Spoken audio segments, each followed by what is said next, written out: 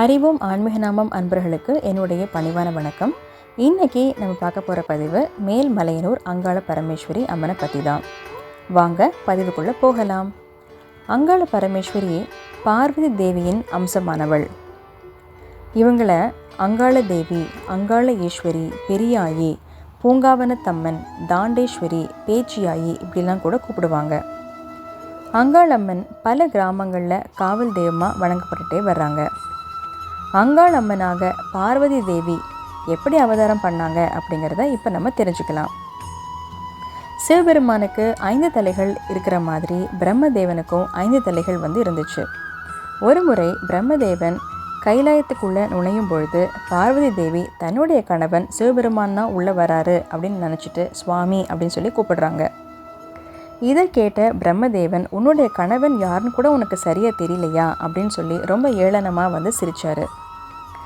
இதனால் கடும் கோபம் கொண்ட பார்வதி தேவி சிவபெருமான் கிட்ட போய் சொல்லி, பிரம்மதேவனுடைய 5வது தலையை நீங்கள் உடனே வெட்டி எரிஞ்சிருங்க அப்படின்னு சொல்லி சொல்கிறாங்க. பிரம்மதேவனுடைய ஆணவத்துக்கு நம்ம ஒரு பாடம் கற்பிச்சே ஆகணும் அப்படின்னு சொல்லிட்டு சிவபெருமானும் பார்வதி தேவியின் சொல்லுக்கேற்ப பிரம்மதேவனுடைய 5வது தலையை வெட்டிடுறாரு.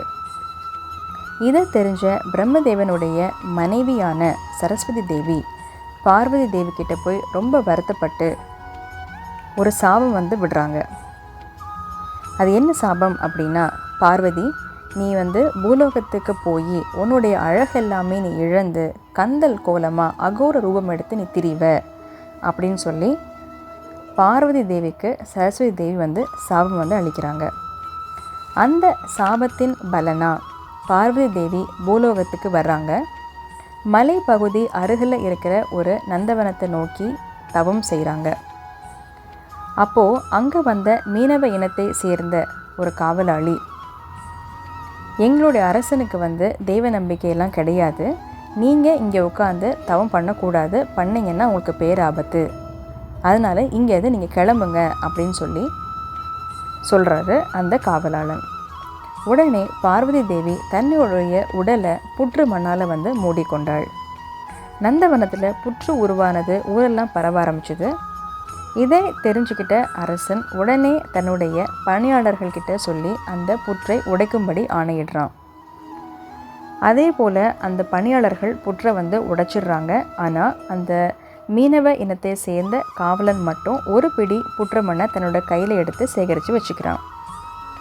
பணியாளர்கள் இடித்து முடிச்சுட்டு கிளம்பின உடனே காவலன் அதே இடத்துல அந்த புற்று மண்ணை வைக்கிறான், பூஜை பண்ணுறான்.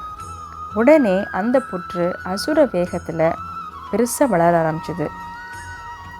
மறுபடியும் இந்த விஷயத்தை கேட்ட அரசன் தன்னுடைய பணியாளர்கள்கிட்ட இதை தகர்த்து எரியும்படி சொல்கிற நேரத்தில் அரசனுடைய கை செயல் இழந்து உணர்ச்சி இல்லாமல் போனது.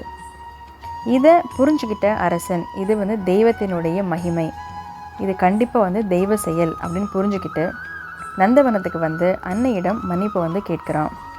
தன்னுடைய தவறுக்கு பரிகாரமாக இந்த நந்தவனத்தையே காணிக்கையாக தர்றதாகவும் வாக்களிக்கிறான் அரசன். சாபத்தினுடைய பலனா மேல்மலையனூரில் அகோர ரூபத்தில் இருக்கிற அங்காள பரமேஸ்வரி சில காலம் கழித்து திருவண்ணாமலைக்கு போய் பிரம்ம தீர்த்தத்தில் குளிக்கிறாங்க. அவங்களுடைய சாபம் நீங்குது. மறுபடியும் மேல்மலையனூருக்கு அதே இடத்துல அம்பாளுக்கு ஒரு கோயில் அமைக்கிறாங்க. அங்கே அம்பாள் நித்திய பூஜைகளுடன் அமர்ந்துடுறாங்க. இதுதான் மேல்மலையனூர் அங்காளம்மன் உருவான கதை. உலகத்தில் உள்ள எல்லா அங்காளம்மன் கோயில்களுக்கும் மேல்மலையனூர் அங்காளம்மன் தான் தலைவி. இங்கே போய் நம்ம வணங்கணும் அப்படின்னா நம்மளுடைய சகல தோஷம் விலகும் அப்படிங்கிறது உண்மை. அங்காள பரமேஸ்வரி என்றைக்கும் நமக்கு துணை இருப்பா அப்படிங்கிற நம்பிக்கையோடு இந்த பதிவை நான் முடிக்கிறேன். மேலும் மற்றொரு பதிவில் உங்களை சந்திக்கிறேன். அதுவரை வணக்கம் கூறி விடைபெறுவது லக்ஷ்மி. நன்றி.